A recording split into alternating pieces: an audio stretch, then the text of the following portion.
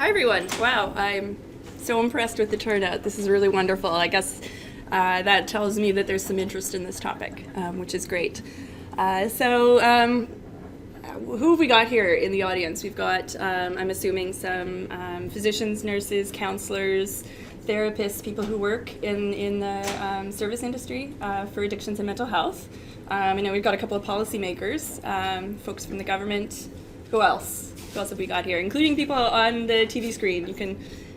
I guess you see me through the camera up there. What roles are you playing in the system? Family members? Yeah, family members. Great, excellent. Child protection. Yep, child protection. Wonderful. Shelter workers. Yep, shelters.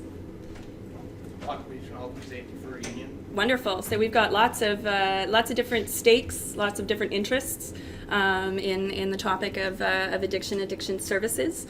I'm pretty new to Victoria. I moved here this summer from Toronto, as Scott mentioned. I like it here. Yeah, I hesitate a little bit on the phone when I'm having teleconferences with people in Toronto about should I let them know the flowers are coming up? Is that going to just shut the conversation down immediately? This is the place to be. Let's not share it with anyone. Let's keep it our little secret. As with any researcher, I want to just start by acknowledging my research team, because I don't do this work alone. I have colleagues in Edmonton at the University of Alberta, as well as colleagues at the Centre for Addiction and Mental Health in Toronto and at Ryerson University. And they've all helped to shape my thinking on this topic and helped me with my studies and my training as well. Although the topic and my research findings don't necessarily imply endorsement by any of these bodies, I have received funding for my research through the Canada Research Chair Program, as well as the Canadian Institutes for Health Research, Health Canada, and the Ministry of Health and Long-Term Care in Ontario. Because I have been conducting research where my primary affiliation has been in Ontario prior to this summer. Some of the research I'm going to present some findings from studies in Ontario. I'm also going to present some findings from work that I've done in BC and in Alberta as well. So we try to keep things a nice pan-national kind of focus. If you have questions at any point, or you can't hear me, or you didn't pick up something I said, do feel free to stop and ask. I don't mind that at all. So compulsory addiction treatment, evidence-based, coercive, what are we dealing with here? In Canada, as elsewhere, this is true around the world, many people who are in addiction treatment programs are compelled to be there by the legal system, by their employers, by child protection services, and a variety of other bodies. And so advocates of this kind of approach argue that using a formal system, an existing system, to leverage participation in a treatment program is a more effective, more humane, and more cost-effective way to address addiction than is, say, firing them or putting them in jail. Others counter that forcing someone to enter treatment against their will is a violation of their human rights, that it's unethical and shouldn't be done, and that it runs counter to this idea that people need to hit rock bottom before they're willing to change. I would guess that almost everybody who's in this room, actually almost everybody, period, has some level of understanding of addiction, some experience of substance use, and the problems that can run along with it. So almost everybody, in my experience, seems to be able to weigh in with an opinion, often a strong opinion, either for or against compulsory addiction treatment. And I do think that that's probably one of the reasons why I was interested in getting into this as a research topic myself. But as a scientist, the way that I see my role in this whole thing is to figure out how to collect and represent people's experiences in a way that's accurate and systematic, and to use that to determine what will happen when we place large groups of individuals in a position where they are or are not being given the opportunity to go to treatment or forced into a treatment system? The families and the individuals and the communities who experience the harms of addiction, their unique experiences are absolutely valid. But where my perspective differs is that I'm collecting systematic, large numbers of these stories and trying to use that to generate policy that's responsible and isn't going to have unintended consequences. So there's a little bit of difference there, I think, in some of the perspectives that we may have on this issue. Now, to do that job effectively, I need to ask the right questions, right? And the thesis, or the main key point of my presentation here today is that we have, the scientific community, to a large degree, been asking the wrong questions when we study this topic. And we've been designing our studies wrong to be able to get the kind of evidence that we need to do policy right. The result is that what we have now is a lack of consensus on the best way to move forward on this issue, and there are people who fall through the cracks because of that. So today, I'm going to provide an overview of what the research to date has shown, what it has not shown, and where I'd like to see the field go next. It's probably worth mentioning at this point that I'm not a bioethicist and I'm not a human rights lawyer or a lawyer of any kind, actually. So I'm not going to be weighing in on questions that are more suited to the right or wrong nature of this kind of topic. My training is in epidemiology, in statistics, health services research, and so I'm interested in substance involvement of all kinds, how people recover from substance-related problems, why they do and do not develop substance-related problems, both, what the role of treatment plays in all of this. Because a lot of people who do experience problems at some point in their lives don't seek treatment and don't need it. They actually do fine without it. So I'm interested in how support systems can be designed to just best help people and not further marginalize this condition. So we have to go through some terminology first, the fun part.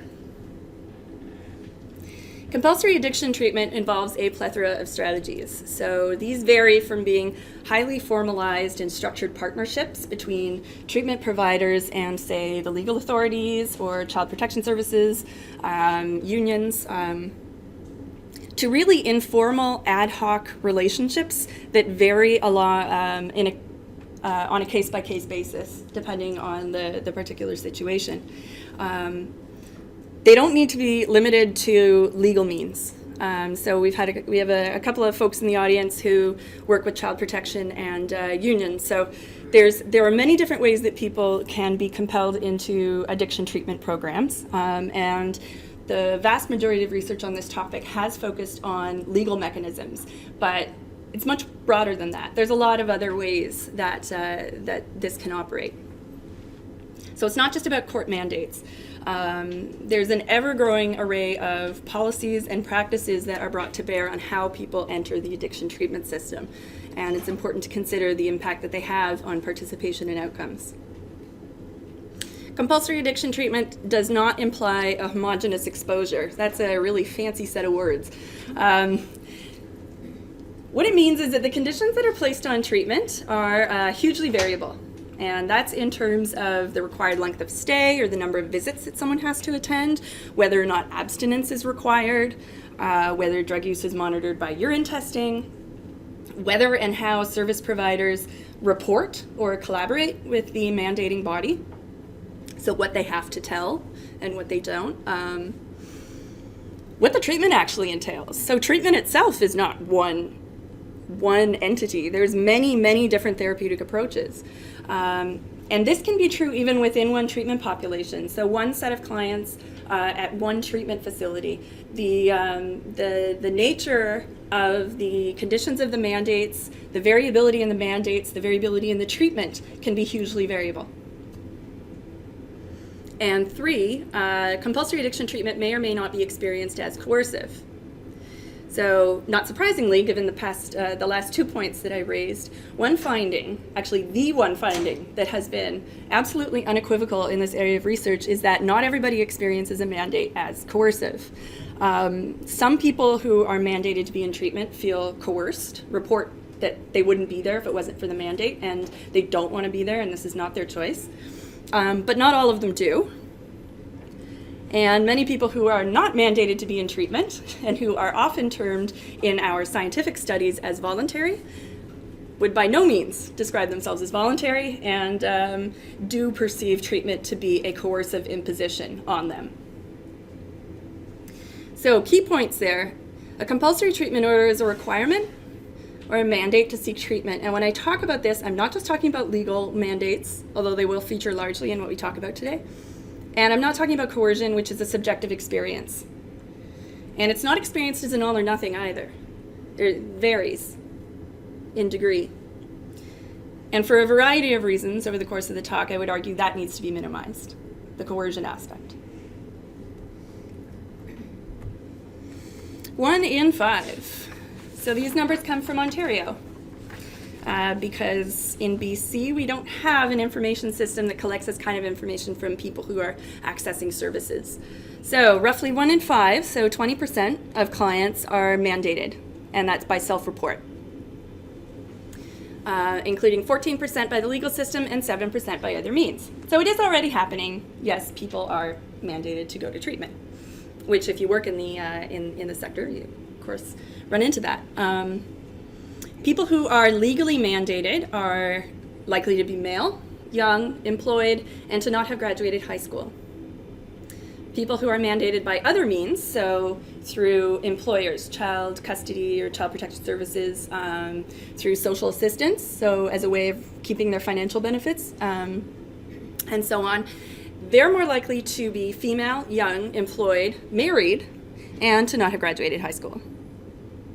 However, people who are homeless upon admission are less likely to have been mandated by any type.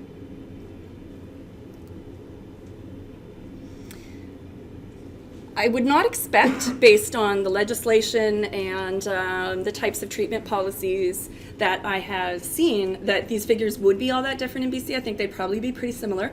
And the relationships between having a mandate or not, they'd probably be pretty similar as well. We see much higher figures of legal mandates in the States. And it's a common finding across studies, no matter what country that they're done in, is that people who are legally mandated to treatment, in particular, so the ones who are being captured by the net that the legal system is able to use to find addiction problems among its population, that they tend to be younger and less severely impaired by their substance use. That's a very common finding.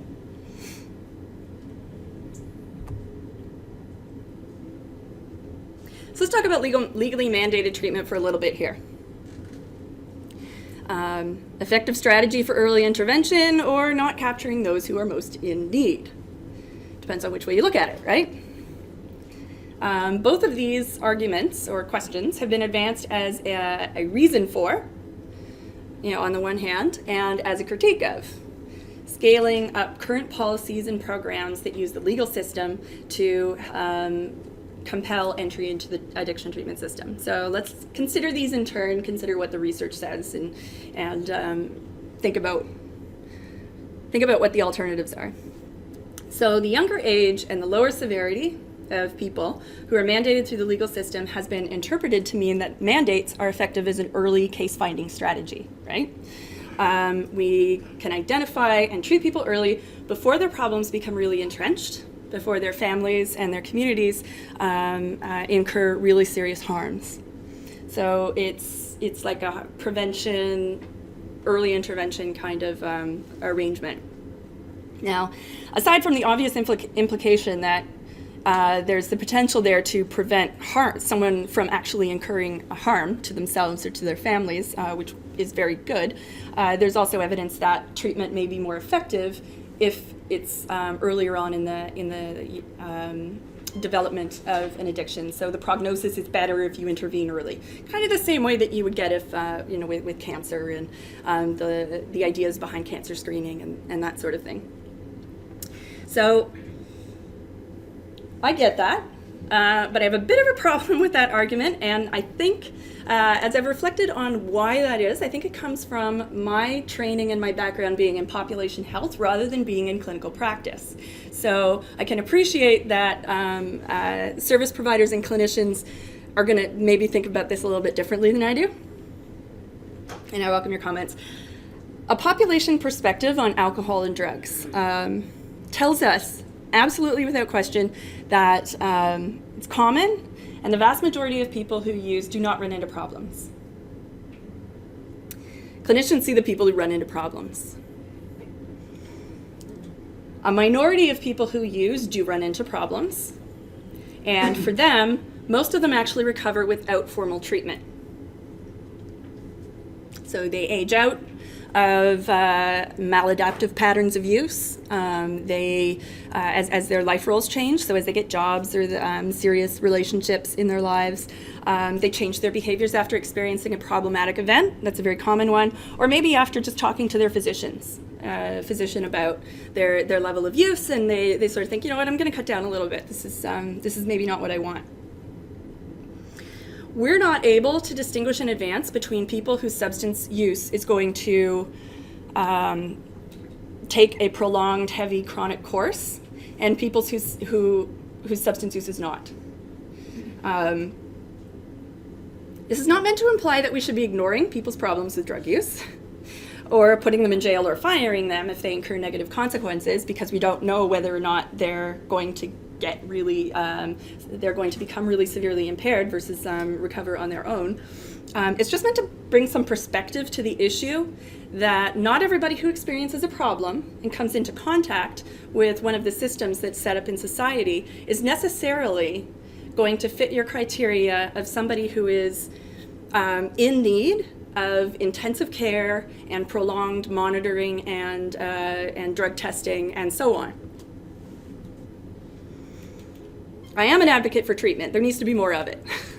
I would like everybody who wants treatment to be able to get it, and right now they can't. It's just, we want to maintain a balance in the way that we respond to these issues as a society. It's not true that everybody is on a downward spiral and we need to intervene to prevent it. There are also brief interventions that have been designed for people who have substance problems as opposed to full-blown addiction, however that's defined, and they work quite well as well.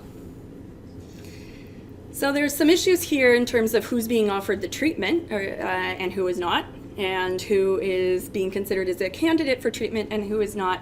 And anytime that happens, there is also the potential for inequities to arise in the way that we respond, meaning we can find that we have ended up responding systematically such that particular subgroups of our population are not offered treatment versus jail, for instance.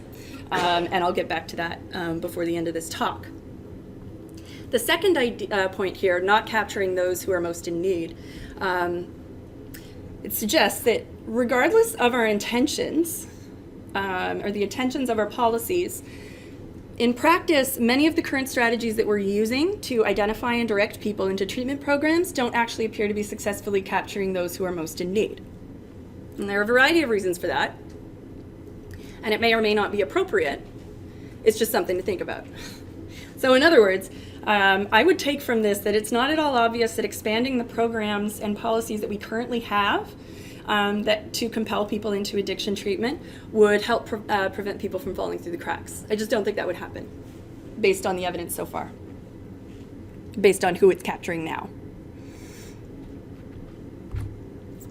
So does mandated treatment work?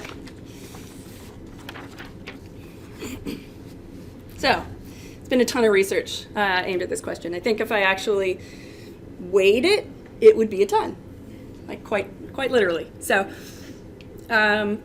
people who are mandated tend to stay in treatment longer, and they tend to do just as well as people who are not mandated.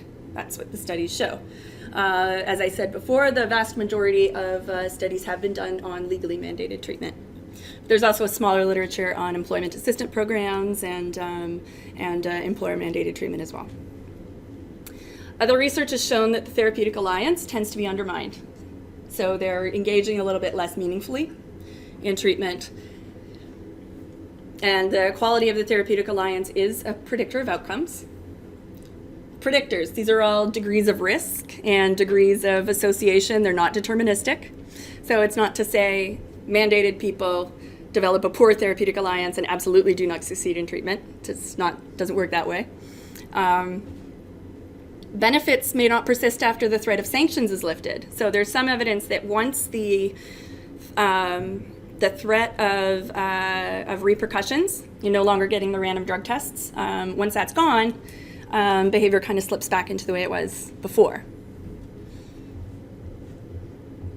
But the majority of studies in this area have actually been quite short-term, so we're going to take that with a grain of salt.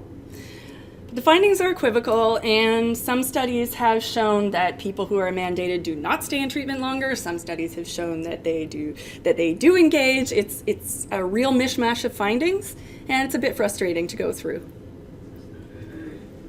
So why is that? What do I think is happening here that's ended up with this body of literature and findings the way that it has? Research studies in this area tend to divide clients into groups. So people who are mandated and people who are not, who are typically termed to be voluntary. And they're followed over time, and we see how they do. And that seems intuitive. It seems to kind of make sense, especially if we're trying to answer the question of does mandated treatment work? However, these two groups are really different from one another. We saw that on my last slide, or a couple of slides ago, where I talked about the differences between people within large treatment populations who are and are not mandated to be there. Quite different from one another. So I don't want to go into too many details about study design and research, although I will if you want me to, because I love it.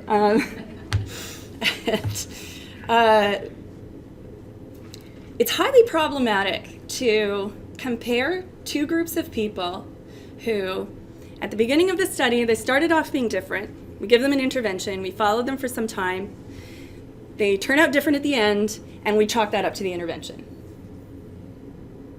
You see what I mean there? That's problematic. There are ways to adjust for the differences between the groups. There are a lot of different ways to adjust for the differences between the groups. Some of them are better than others, and the good ones have not been used in this area of research.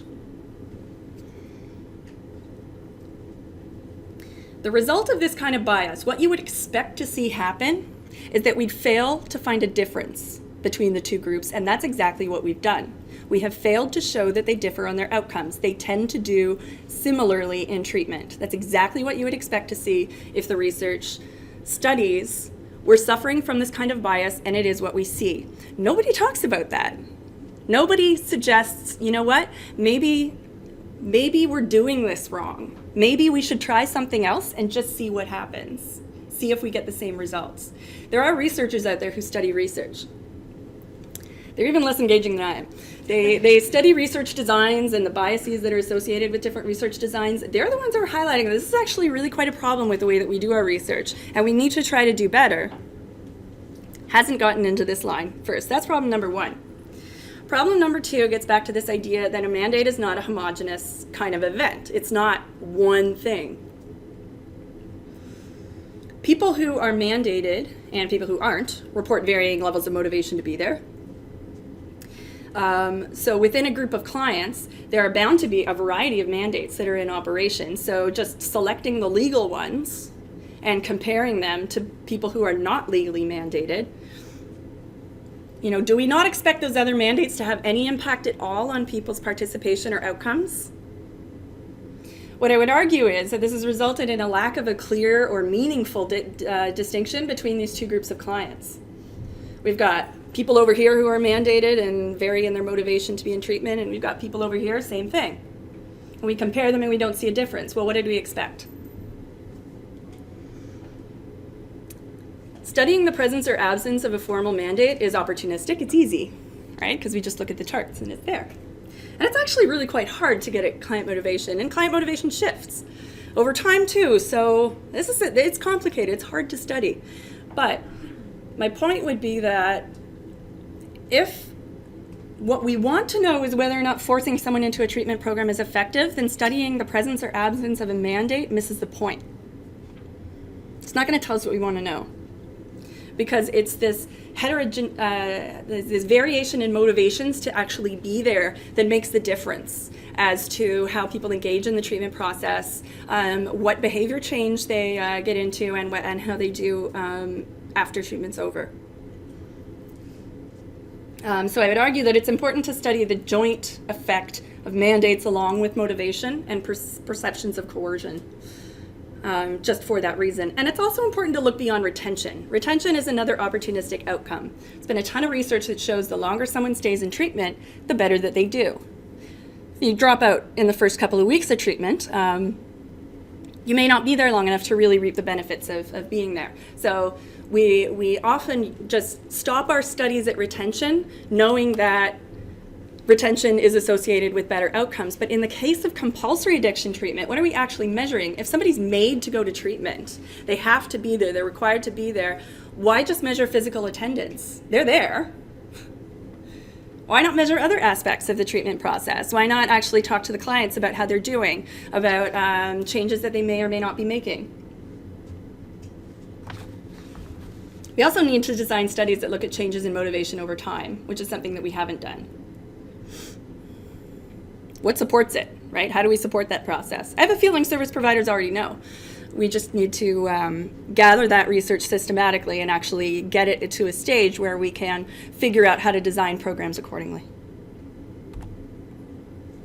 Which brings me to, it's not about whether an intervention works, but for whom it works and under what conditions. There's been a couple of scholars who have really helped to frame my thinking on this topic, and one of them is Ray Pawson from Britain.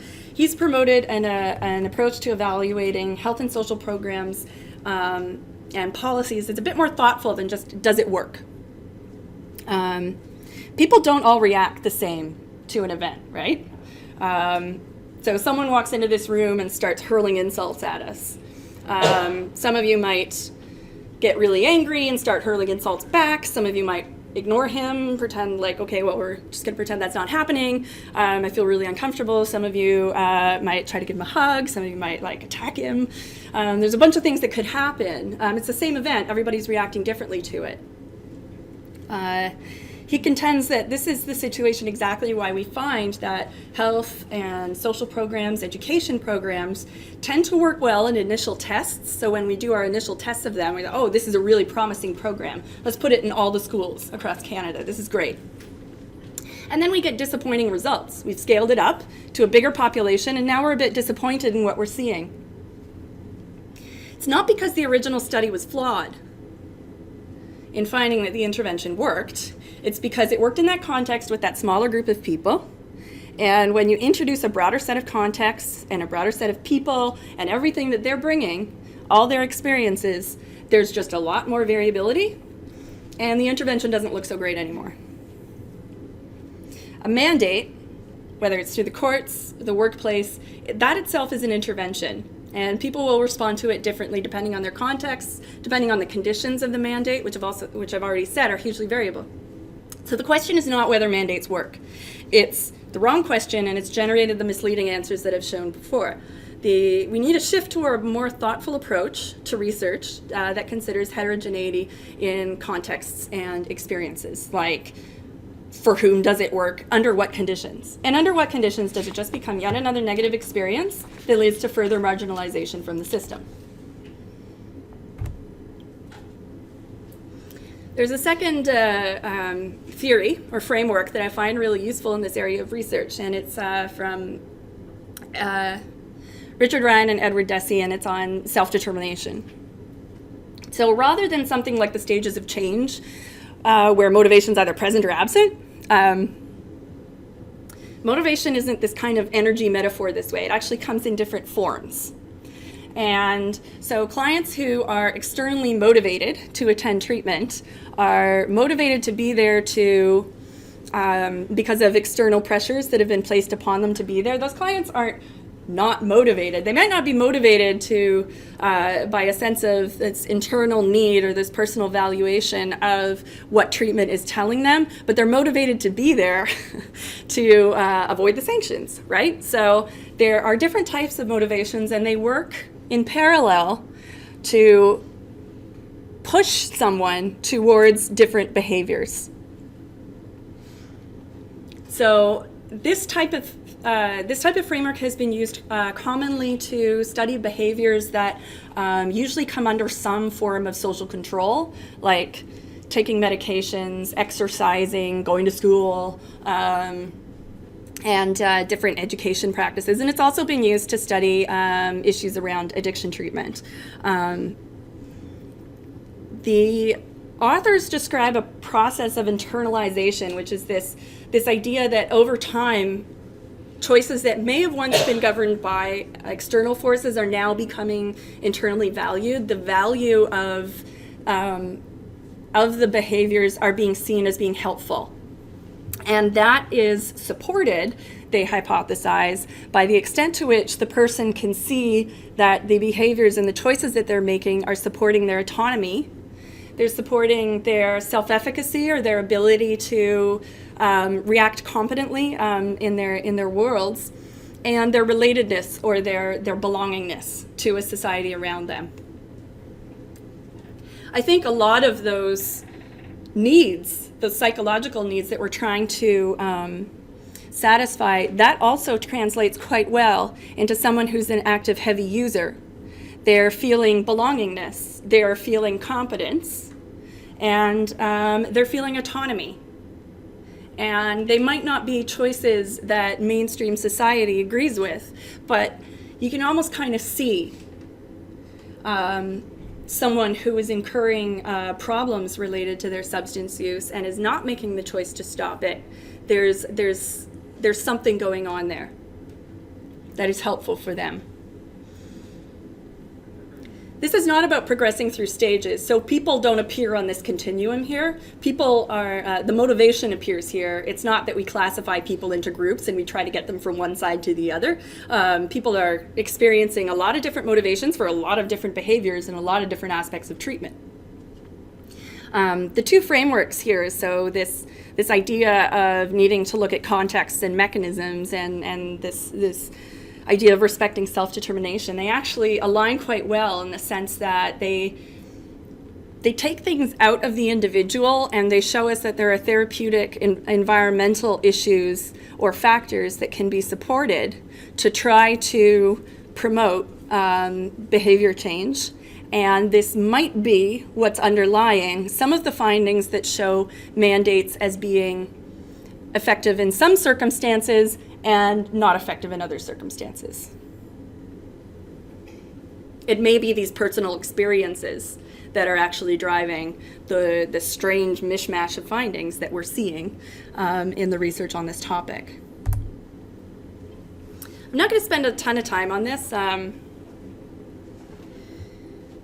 Client engagement in legally mandated addiction treatment, a prospective study using self-determination theory, because Cameron Wild and I are both absolutely terrible at coming up with titles. That's our title. It's a real barn burner. So what we found in this study, this was a study of over 300 people who were attending a residential treatment center in Alberta. And we found that the association between having a legal mandate and how long you stayed in treatment was actually, it depended on your motivation at treatment entry. So this was like 6 weeks later that we assessed the length of time that they stayed in treatment. So people who were mandated to be there stayed longer if they had high internal or external motivation. So they were either forced to be there, like they had a lot of conditions on this idea that they were going to drop out. There were going to be pretty major sanctions for them, or at least the perception that that was true. And internal motivation, meaning that they wanted to be there. So one, there were some people who were mandated to be there who wanted to be there. And that did affect how long they stayed. Interesting. When they had low levels of this social pressure, motivation related to social pressure, or to their internal choices, actually dropped out faster. This one was a bit weird. So we didn't want to just look at physical attendance in treatment. We also wanted to look at their meaningful or cognitive engagement in the therapeutic process. That also depended on motivation, but not really in a way that we expected to see. People who were legally mandated showed higher engagement in the therapeutic process, so they were participating more, they were making changes to their behavior, they had developed a good rapport with their counselors when they had high intrajected motivation at treatment entry, which means they felt a sense of shame or guilt at the idea of not entering treatment. And that was a bit surprising to us. What we think is happening there, now it doesn't mean that they felt that level of motivation throughout treatment and that it was the guilt and shame that kept them there. It was that initial, the initial motivations that they reported in the first few days that they were actually at the treatment center. That it could be that the counselors who were there were actually really adept at identifying that in their mandated clients. Maybe there was a sense of guilt and shame around this idea that you had found yourself in this situation where you were being forced or court mandated into a treatment program, that they were able to work with that really well. And the clients perceived that and reported higher engagement to be there. It might just be the nature of the therapy that was there. That's something that needs further study. But how we interpret the findings as being really important is that we did see this interaction, right? So we did see that you couldn't just look at the mandate yes or no and translate that to outcomes and get meaningful findings.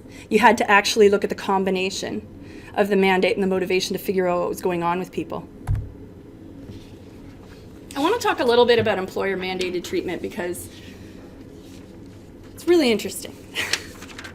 My familiarity with this line of research comes from an analysis that I did last year of some workplace policies for employee substance use.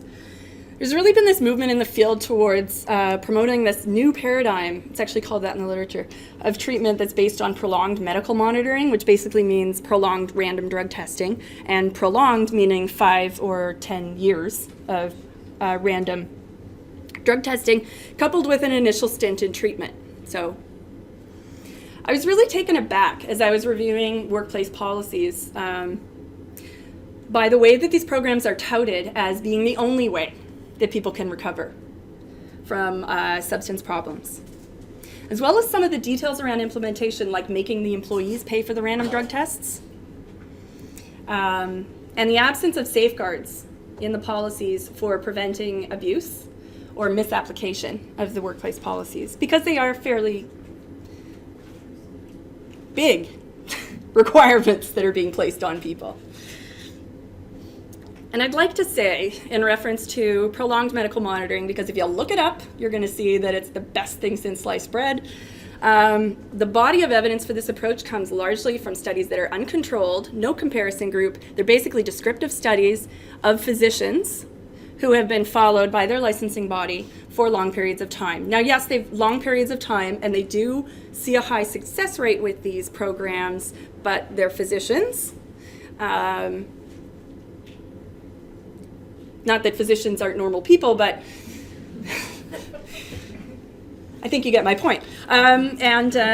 There's no comparison. There's no, well, what would have happened if these people did not get this program?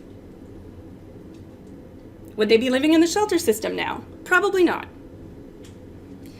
Now, with respect to mandating 12-step or self-help group attendance, which is also commonly seen along with these programs and of prolonged medical monitoring and on their own, there is no doubt that AA and NA have been effective for some people, provide an ongoing resource for peer support and recovery-oriented activity, and some people really do derive a lot of benefit from that in helping them avoid relapse and kind of find a new body of friends and social support. However, that does not mean that AA works for everybody. And there's some evidence that it can actually be problematic for some subgroups, so women with co-occurring disorders, different ethno-racial groups. There's little reason to restrict someone's particular options for a particular form of intervention, because what the research shows is that there are many different treatment approaches that work. They work for different people. So the idea of a priori restricting someone's ability to choose an option for treatment doesn't make a whole lot of sense, at least not from a scientific perspective. And without safeguards in place, again, there is the potential for people to end up being punished or sanctioned for their refusal to accept a treatment form that is legitimately not in their best interests. So where do we go from here? I promise I'll stop talking soon. I would like to see some research that jointly examines mandates and motivation, as I said, and considers for whom mandates work and under what conditions. Under what circumstances does it really just become a further experience of substance-related harm that just adds to the pile? I'd like to see research that documents whether and how motivation is actually internalized over the course of treatment, because we think it is, but we've never actually studied that, and how to respect people's needs for self-determination, both within and outside of mandate. And I'd like to see research that carefully examines the unintended consequences of policies and practices. Related to that, to cover structural inequities that exist in the operation of current programs and policies for compulsory treatment.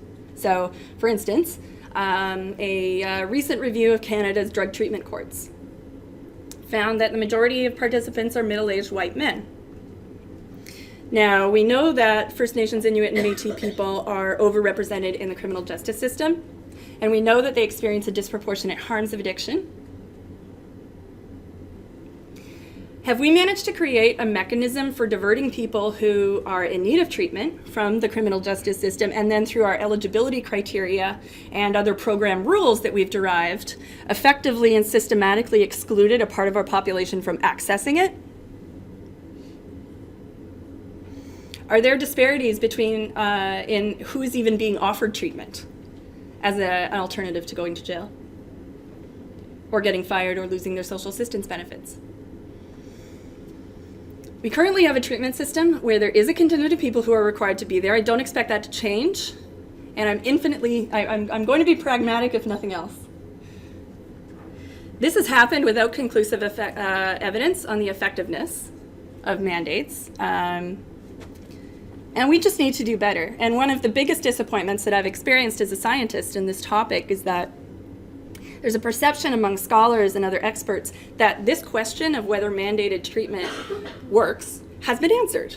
It's been answered by the studies that show no difference between people who are and are not mandated to be there. I find that disappointing for the reasons that I've outlined here today.